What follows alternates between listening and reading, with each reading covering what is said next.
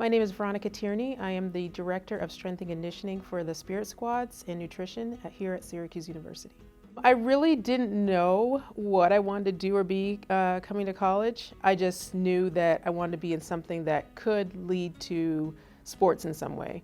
And then when I was on my recruiting visit, my mom was telling some of the interviewers that I want to be a doctor. And I didn't want to be a doctor, but I told her that when I was like 5 years old, and she's never let it go to this day. And so being in the School of Ed, biology was in there, exercise science was in there. And so it was just an easy way to appease my mom, but then also give me a chance to figure out what I want to do. My earliest memory of just sports in general was Saturday afternoons watching Wide World of Sports with my family. My dad was a huge boxing fan, but sports fan in general. And so seeing Jackie Joyner-Kersee running track and field was probably one of my earliest memories. And I was just like, that is what I want to be. I didn't know if I wanted to run track necessarily, but I knew that I wanted to be an athlete and just in that realm. So that's where it started. I came here as an athlete in 1995, graduated, did a few years of grad school, volunteer coach for a while, left for 1 year, and then I came back in the full-time position in 2006.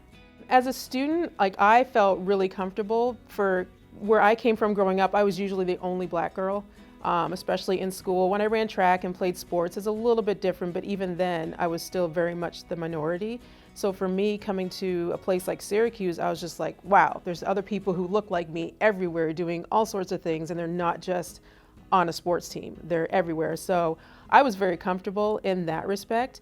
In one sense, it was almost like this was not the first time, but I was more so challenged, like, am I black enough for this campus? Because coming from Canada, being Jamaican background, I had black friends growing up, but it was a different kind of black culture. So that was my from that standpoint, I guess not a concern, but just something that made me think. As a staff member, it was more challenging.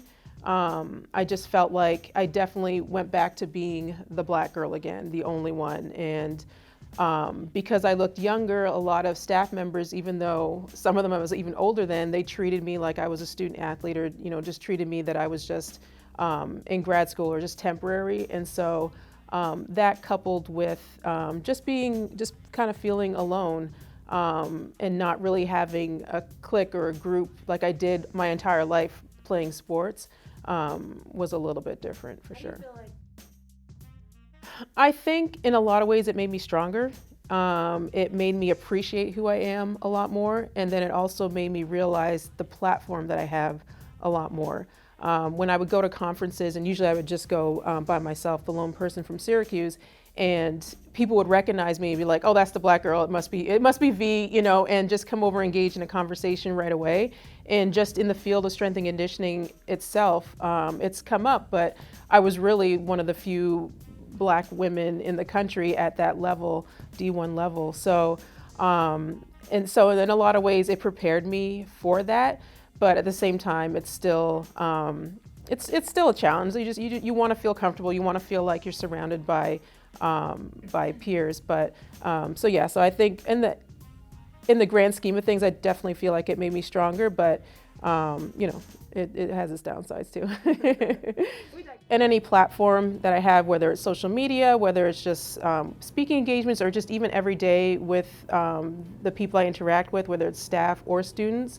Just kind of always trying to insert that message, whether it's just how I'm carrying myself, or if it's bringing up something, and it doesn't have to be political and hugely deep, but just something that makes that connection, that shows kindness and just shows awareness. I think just trying to insert that anywhere I can is a huge, huge help.